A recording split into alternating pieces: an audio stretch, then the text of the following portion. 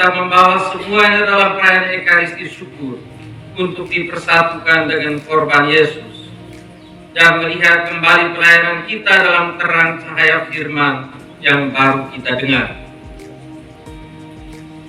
Dalam bacaan pertama dari surat Paulus kepada Titus, kita menemukan sebuah contoh regenerasi kepemimpinan partisipatif dalam jemaat urban. Paulus sudah mempersiapkan pembantu-pembantunya seperti Timotius dan Titus untuk ambil bagian dalam tugas perutusan misioner. Ketika Paulus membuat perjalanan misi terakhir, dia meninggalkan muridnya Titus di Pulau Kreta dengan tugas menyiapkan dan melantik para penetua untuk memimpin jemaat setempat. Hal itu bisa dibaca dalam bab pertama surat tersebut. Dalam bab 2 yang tadi dibacakan, Paulus memberi wejangan kepada Titus untuk memberi nasihat kepada bapak-bapak yang tua, para ibu-ibu yang sudah sepuh, para keluarga-keluarga muda, dan para kaum remaja untuk menghayati cara hidup Kristiani selayaknya. Dan Titus diminta memberi contoh dari teladan hidupnya sendiri. Tugas misioner ini harus dilanjutkan karena kasih karunia Allah yang menyelamatkan semua manusia sudah menjadi nyata, kata Rasul Paulus. Sementara kita menantikan penggenapan harapan yang membahagiakan, yaitu pernyataan mulia Allah dan Juru Selamat kita, Yesus Kristus.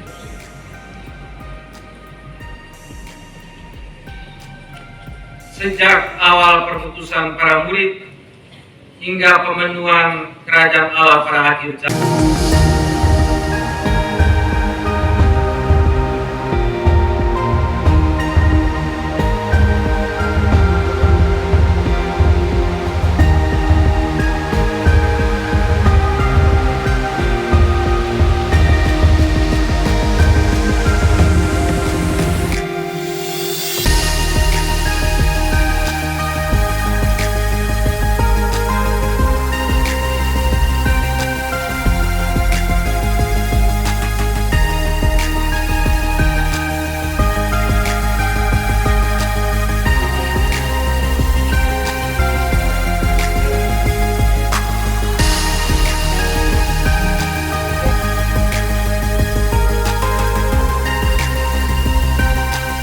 Tenggara, termasuk Flores ini, itu pilihan dengan sengaja di tempat di mana orang-orang itu diabaikan, berkebelakan.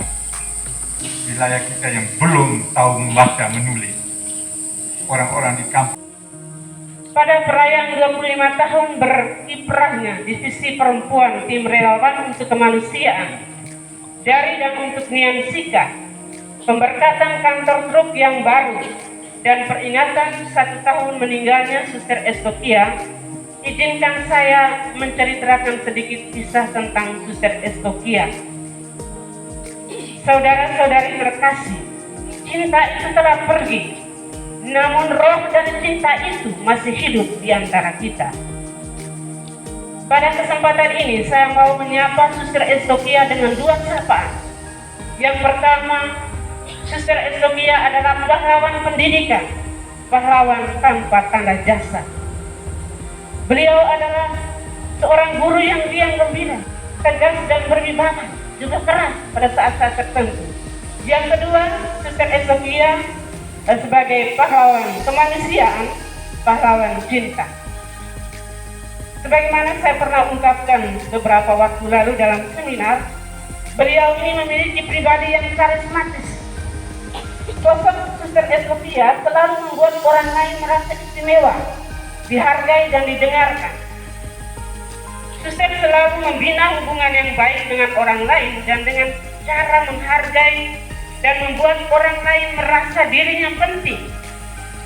Meskipun orang baru bertemu dengannya untuk pertama kali, namun orang langsung merasa nyaman, merasa akrab sepertinya mereka sudah lama bersahabat. Oleh karena memiliki kepribadian yang karismatis ini, maka Suster Estokia disukai oleh banyak orang, dan satu hal yang pasti bahwa kehadirannya membuat orang lain merasa gembira dan bahagia. Shelter Santa Monica dan kantor truk Maumere yang baru yang ada di sebelah sana menjadi bukti fisik bagaimana orang-orang memberi bantuan untuk membangun gedung dan perlengkapannya. Shelter tersebut digunakan untuk tempat berlindung bagi para wanita dan anak-anak yang menjadi korban kekerasan dan pelecehan seksual maupun berbagai jenis kekerasan lain serta kasus pelanggaran hak asasi manusia. Suster Eustokia adalah nabi yang profetis, pejuang dan pembela kemanusiaan yang heroik. Eustokia adalah nabi yang profetis. Dalam melaksanakan misi kemanusiaan, ada banyak hal peristiwa yang bagi saya adalah mujizat Tuhan. Misi kemanusiaan yang sudah hidup selama 25 tahun adalah campur tangan Tuhan. Dan terkait spirit kenabian yang menjadi jiwa dari seorang Eustokia, meski ditopang tongkat di usia lanjut, namun perjuangannya untuk membela keadilan dan kebenaran tetap berkobar, laksana emas yang tetap bercahaya dalam kobaran api. Dia mati-matian berjuang membela keadilan dan kebenaran, bahkan sampai titik darah yang terakhir. Pahlawan kemanusiaan, pahlawan cinta. Untuk menghargai karya kemanusiaan yang dilakukan oleh Suster bersama teman-teman, maka saya menyapa Suster Eustokia dengan sebutan pahlawan cinta. Suster Eustokia Monica Nata telah memainkan melodi belas kasih semasa hidupnya dan juga telah mengakhiri hidupnya dalam melodi belas kasih itu. Mari kita melanjutkan misi kemanusiaan, mengikuti jejak sang pahlawan cinta, meneruskan perjuangan kemanusiaan dengan spirit militansi yang tinggi, spirit yang pantang untuk menyerah. Saya boleh mati, tetapi misi kemanusiaan tidak boleh mati. Kalimat wasiat ini lagi-lagi menggugah dan menggugat nurani, menggedor dan menghipnotis kita untuk berkolaborasi, bekerja sama, merajut gerakan bersama antara pemerintah, gereja dan masyarakat untuk melanjutkan misi kemanusiaan di Nian Sika tercinta ini. Adakah hatimu tergerak oleh belas kasih dan mau bergabung dalam barisan tim relawan untuk kemanusiaan, Bro?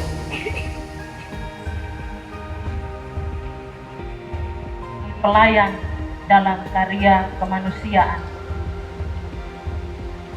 Hari ini kita semua bersyukur atas kasih setia Tuhan yang membimbing perjalanan lembaga divisi perempuan Truk sejak berdirinya pada tahun 1997 sampai saat ini. Pada tanggal 6 November tahun 2022, Truk F genap berusia 25 tahun.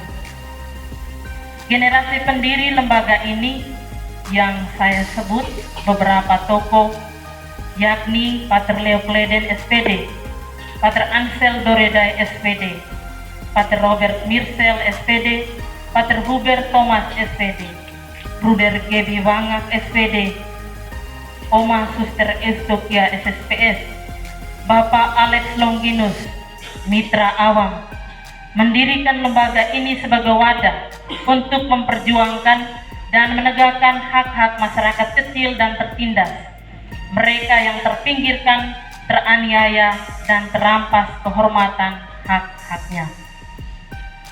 Sebagai latar belakang, pada seputaran tahun 1996 sampai 1997, masyarakat Kabupaten Sika dihadapkan pada sebuah situasi krisis, kekerasan dan pelanggaran HAM.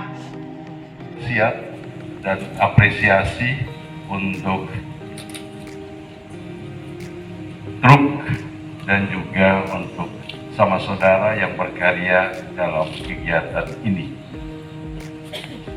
Kami sangat mendukung kegiatan ini. Sungguh pun kadang-kadang dukungan itu tidak terlihat jelas,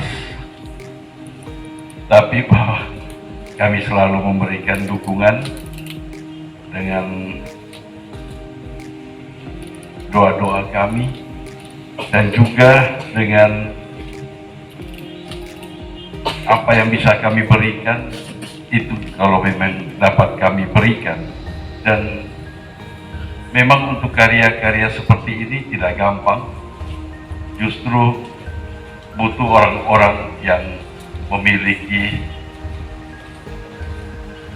kualitas hidup tertentu seperti Mama Estokia yang kemudian diteruskan oleh sama saudarinya dalam truk ini.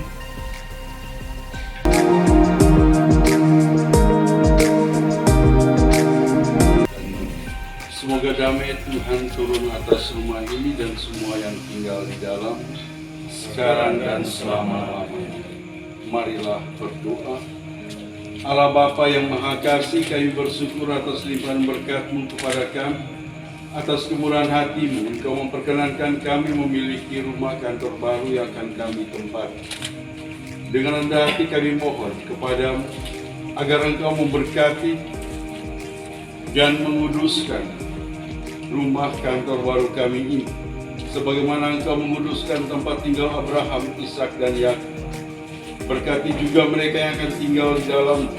Berikanlah kedamaian kepada mereka. Jagalah dan berkatilah setiap usaha dan perjuangan mereka bersama dengan orang-orang kecil dan tertindas, sehingga dari rumah ini banyak orang diselamatkan dan memperoleh keadilan dan kedamaian.